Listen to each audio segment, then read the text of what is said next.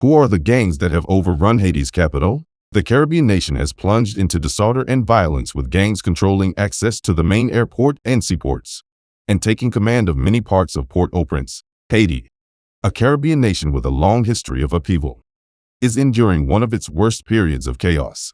Gangs have shut down the airport, looted seaports, public buildings and shops, and attacked nearly a dozen police stations.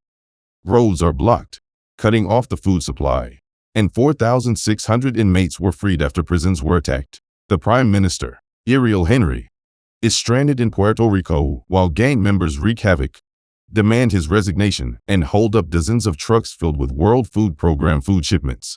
A state of emergency around Port-au-Prince, the capital, was extended another month, with the government on the verge of collapse.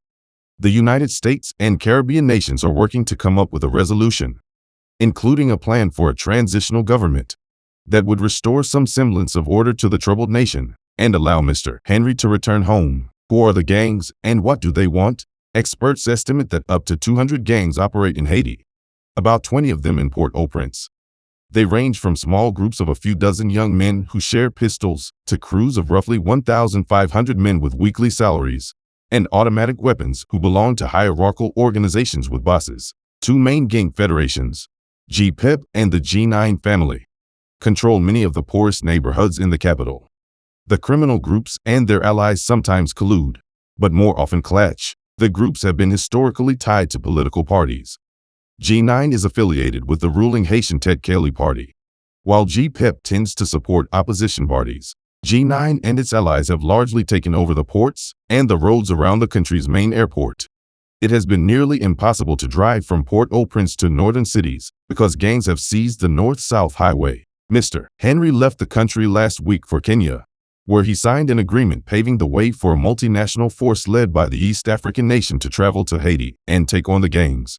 Instead, in Mr. Henry's absence, gang leaders announced a loose alliance called Vivre Ensemble, or Living Together. They launched coordinated attacks on state institutions with the goal of toppling the current government and preventing the international force from deploying. They want to swallow up neighborhoods one by one, said Nicole M. Felix, a human rights lawyer who specializes in Haiti. Whatever government that allows them to do that, that's what they want. The gangs are also hoping to set up a governing council to rule the country, and they want to help pick its members so they can exert control, said Robert Mugga, who researches Haiti for various UN agencies. Who leads the gangs? The gangs have various chiefs in different neighborhoods, but in recent days a gang leader named Jimmy Cherizier, who is known as Barbecue, has become the public face of the Living Together Alliance. A former police officer known for his ruthlessness, he has been accused of leading massacres. His gang alliance, the G9, commands downtown Port-au-Prince and has been accused of attacking neighborhoods allied with opposition political parties, looting homes, raping women, and killing people at random. He called it an armed revolution. He sought to strike a more conciliatory tone this week, apologizing to people whose homes had been ransacked by gangs, including his own alliance, during the recent unrest. Our first step in the battle is to overthrow the government of Ariel Henry, as we have always said. Then we will ensure that the country has a strong state with a strong justice system to fight against the corrupt, he said during a news conference. We are going to make sure that we have a strong security system to allow everyone to circulate at the time they want and return when they want. Our goal is to see another Haiti, though it was unclear whether the gang leader's more measured approach was sincere or calculated. Mr. Mugga noted that it was nonetheless a new stance for Mr. Cherizier. We've seen Cherizier and the G9 evolve in last couple of weeks into more political rhetoric, Mr.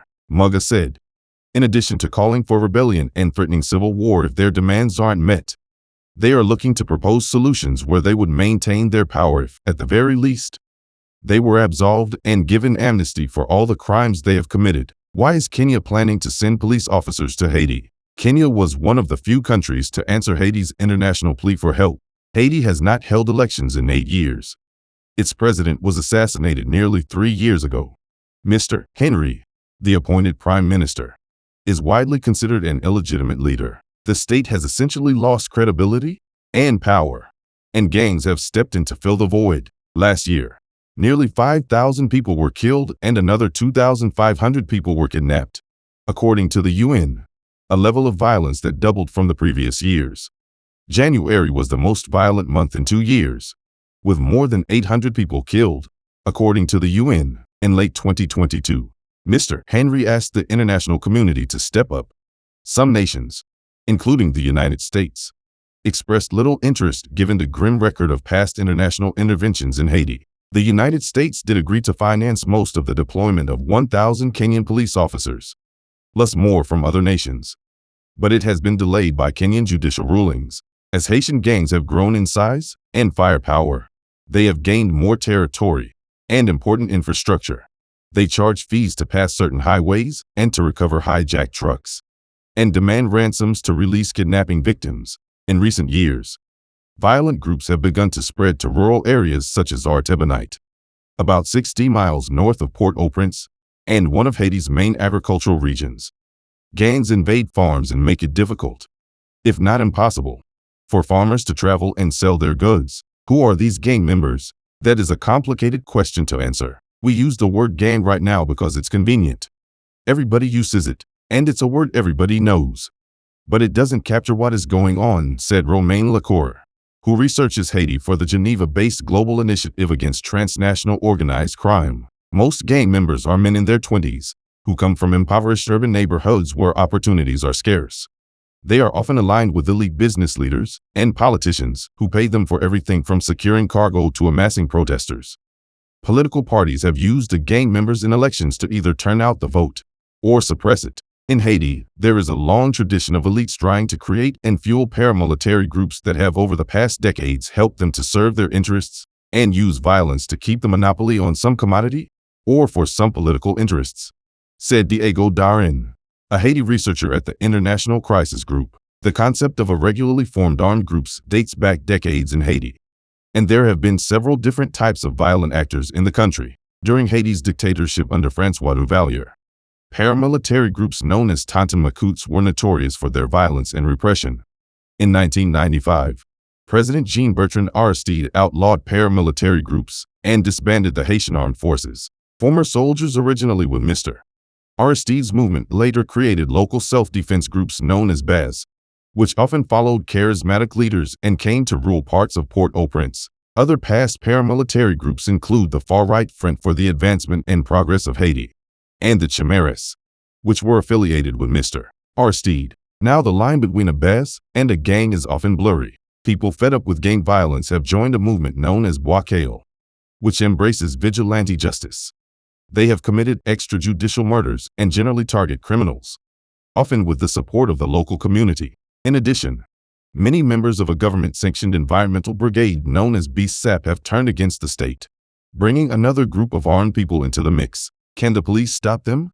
The Haitian National Police Force has seen about 3,000 of its 15,000 employees flee in the past 2 years, while the United States has poured nearly $200 million into the department.